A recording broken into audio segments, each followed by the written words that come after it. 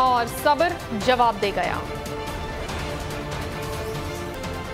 इमरान खान के सामने इम्पोर्टेड हुकूमत बेबस, वारंट गिरफ्तारी। गुज़श्ता रोज दर्ज मुकदमे में चेयरमैन पीटीआई के खिलाफ 500, 504 और 506 की दफात लगाई गई थी।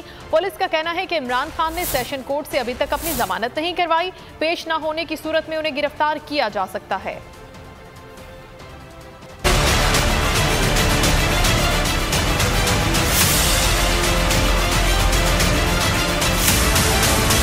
चेयरमैन पीटीआई इमरान खान के वारंट गिरफ्तारी जारी। वारंट गिरफ्तारी मजिस्ट्रेट राना मुजाहिद ने जारी किए। मुकदमे में इमरान खान के खिलाफ दफात 504 और 506 लगी हैं। मुकदमे में दफा 506 धमकी आमेज बयान देने पर दर्ज की गई। वारंट गिरफ्तारी गुज़िश्ता रोज जारी किए गए। पुलिस एहलकार बनीगाला से वापस रवाना। पुलिस ने जवाज बनाया है कि वारंट गिरफ्तारी इमरान खान की अदालत में पेश न होने पर जारी हुआ है। ये फैसला उनकी अदालत में पेशी को यकीनी बनाने के लिए है। हाई कोर्ट ने मुकदमा नंबर 407/22 से दहशतगर्दी की दफा खारिज करने का हुक्म जारी किया था। इस हुक्म के बाद ये मुकदमा